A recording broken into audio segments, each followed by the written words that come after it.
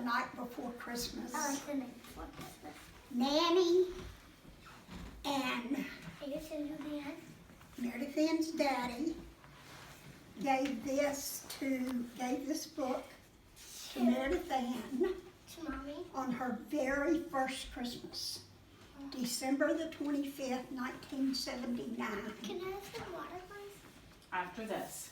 And we have read it. Nanny, at least, has read it every Christmas night since then. That's a long time. And for us.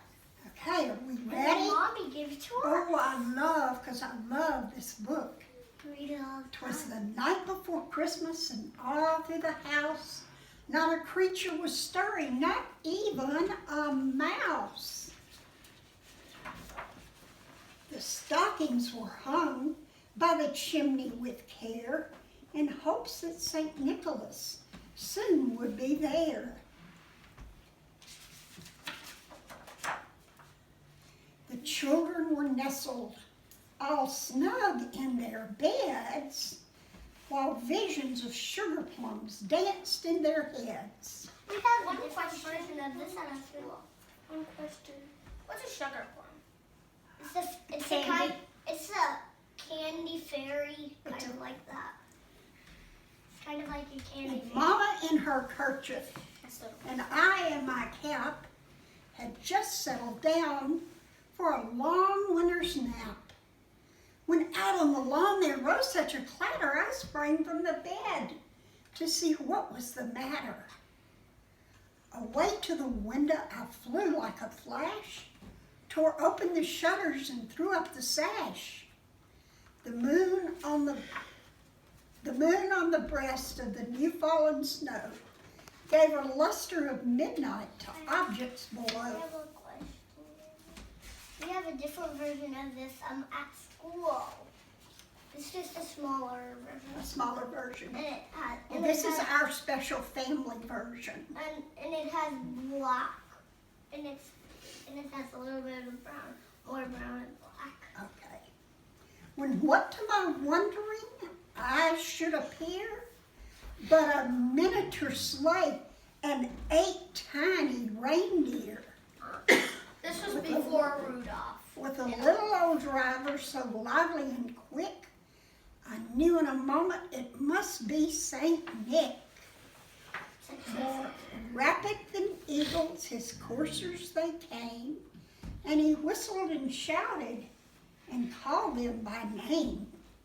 Now Dasher, now Dancer, now Prancer and Vixen, on Comet, on Cupid, on Donder and Blitzen, to the top of the porch, to the top of the wall, now dash away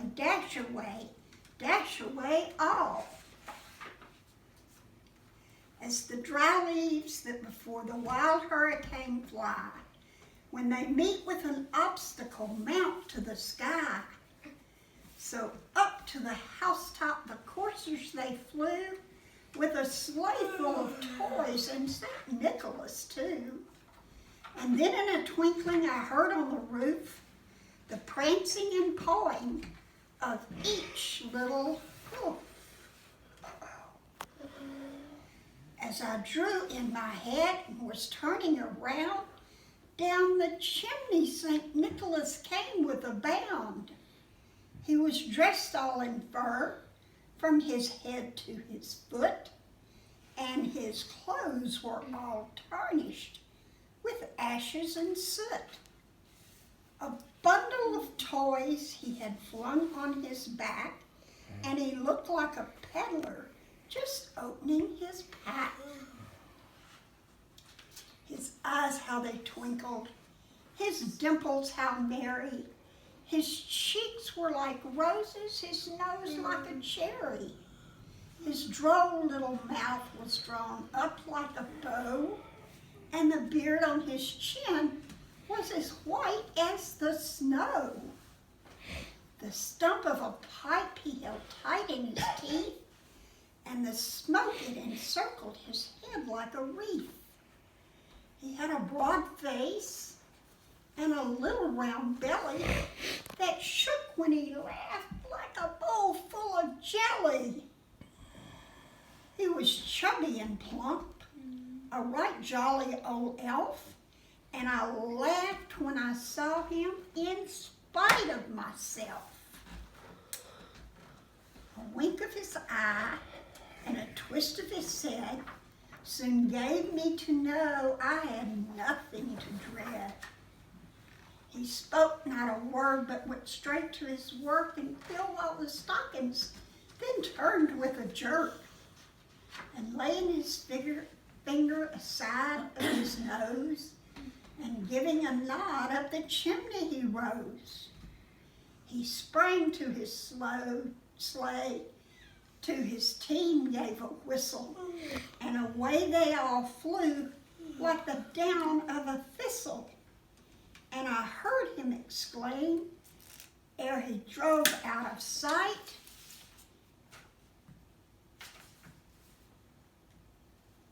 "Merry Christmas to all, and to all a good night." Right.